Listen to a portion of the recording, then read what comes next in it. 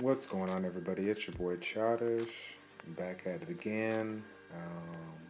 Making a critical thinking video today. Normally, today, Friday, we do the underrated and overlooked, but I went ahead and held that back for this week. I want to do a little bit more research before I put out the new vid, and I kind of been having this topic on my mind that I've kind of wanted to talk about. I think it's something that we really don't hear about a lot. And so I'm really excited to bring it to you today because I know that for the most part people have a kind of an ABC understanding of this and don't really, look, how do I say, look past just what we see, if that makes any sense. So I'm going to go ahead and explain it to you. Basically, this one's going to be talking about understanding the damage potential of a unit. So as we know, various units that we have, right? They all have three different attacks.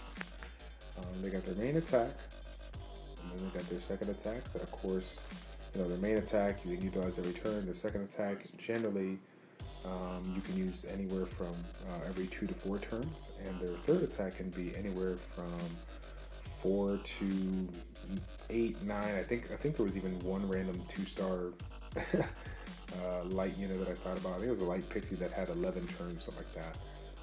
I'm sure the Phoenix's Revive or the Wind Arcane's Revive, it's 10 to 15 turns. But generally speaking, this is every turn, this is every 2 to 4 turns, and then this is every 4 to 6 turns, respectively. So, and of course, as we would have guessed, right, our damage, for the most part, is going to be pretty decent for the first attack, even better for the second attack, and then of course, third skill,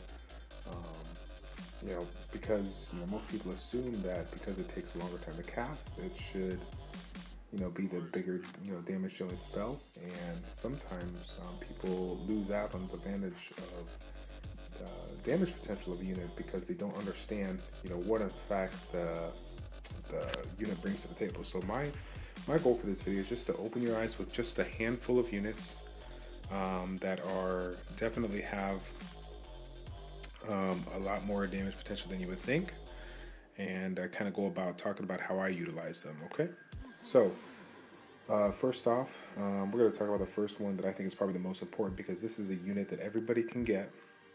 Rogue, Fire, Inugame. If you don't have one, you can farm one and find one Volcano. You'll get one very, very quick. So, as you guys know, he has only 2 attacks because he has a passive that gives him an extra turn.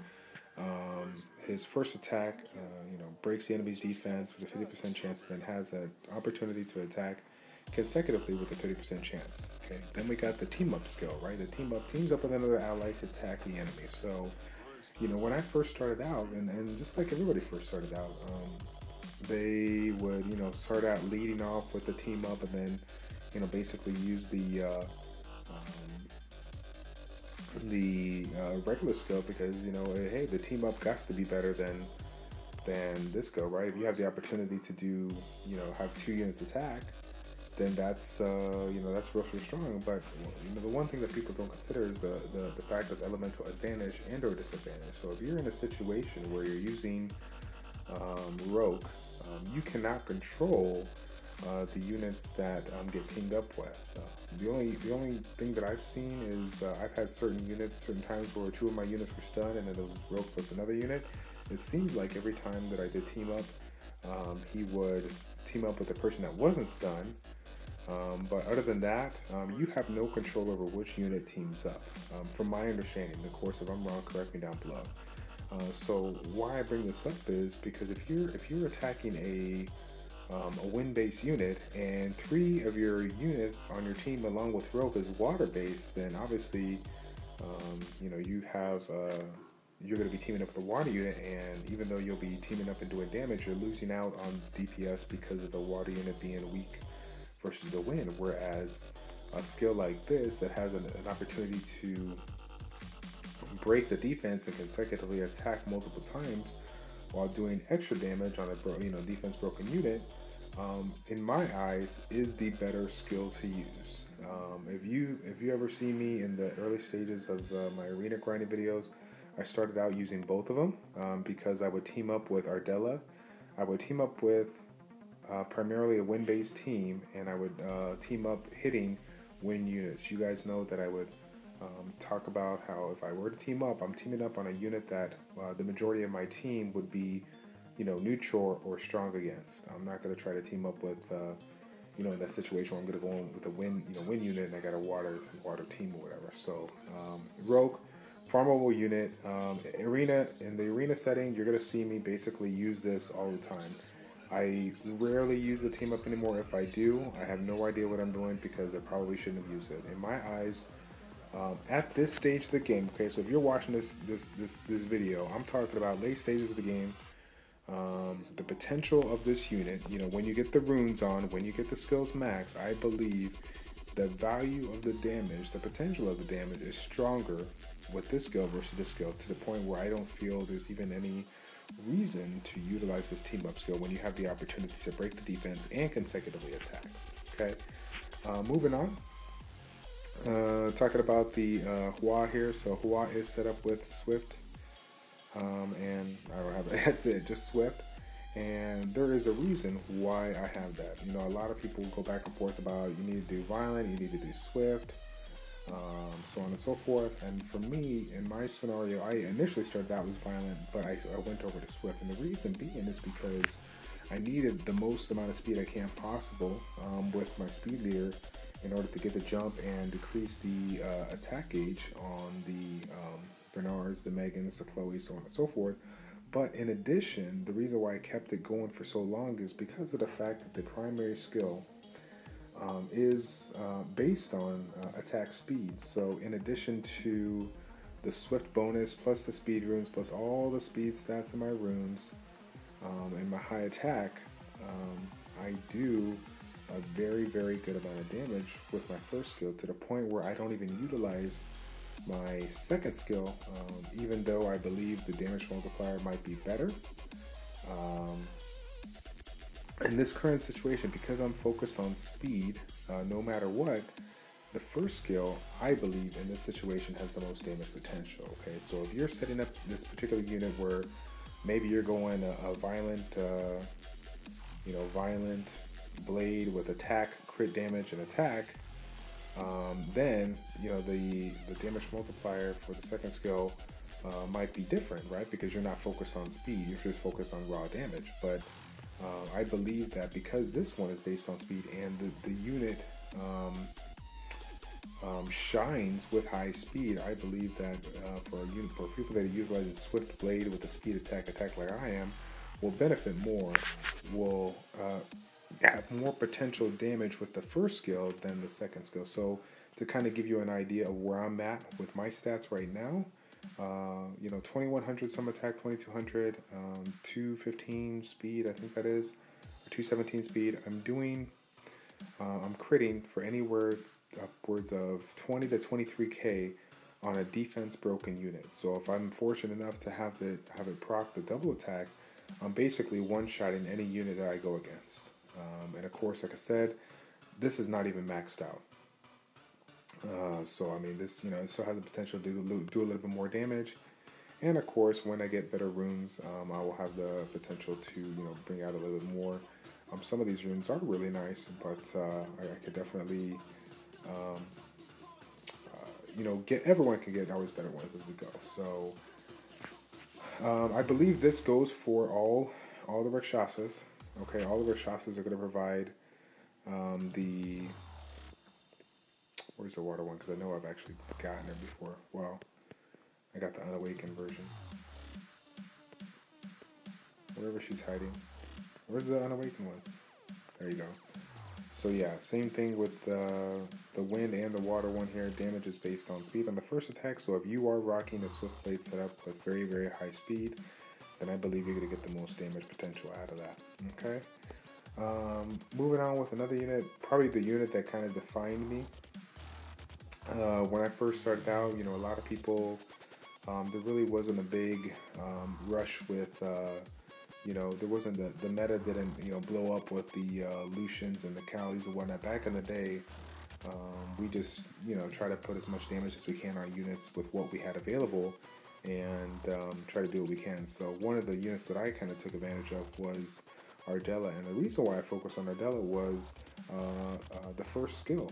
I noticed that between the critical rate buff and typical runes that I got, with the Fade on the Blade with some extra crit damage, I was able to do quite a bit of damage. Okay, even though both skills are maxed out,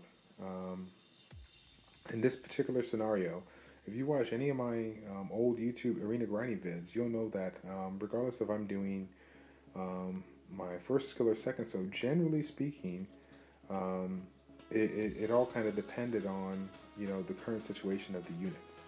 All right, so if I'm getting ready to hit a unit that was defense broken and that was it, chances are I went with this skill because it's just theoretically speaking, the damage multiplier is a little bit better than this one. That being said, if there was a unit out there that had a defense broken with 3 other hostile effects or just 4 or 5 hostile effects on it, I would always go for this one since the damage increases with each armor effect on the enemy. Now this particular skill actually goes for some of the other units out there, like this particular unit. You're gonna see a kind of a trend with the Rakshasas, the Rogues. We got the Sylphs we can talk about here, and the wind, water, the water stuff. There's quite a few units that this gonna be able to do. This is definitely something to kind of look at, because there's a lot of people that have where are we at here, that are fortunate enough to get the Tyron, right? And of course we all know that with Tyron we rock that despair setup, and most people do speed, attack, accuracy, because we have despair to utilize both of the AoEs, turn them into stuns, in addition to this one already being a stun. But for what you won't see endgame, if you look at some of the top players out there, a lot of them go speed, crit damage, attack, or if they're not utilizing it in a speed setting, they're going attack, crit damage, attack with speed substats because of their first skill. Again, similar to Rogue, 30% chance to attack consecutively, and of course, because of the fact that you have the opportunity to increase your critical rate by 30%, combining that with your base 15%, you're going to have yourself sitting there 45% crit rate without even any additional rune placement or whatever. Of course, at the end stages of the game, you're going to get quite a few runes that have quite a bit of crit rate substats. So being able to crit and consecutively do tons of damage with this skill, it just blows me away as far as the people that don't realize the damage potential.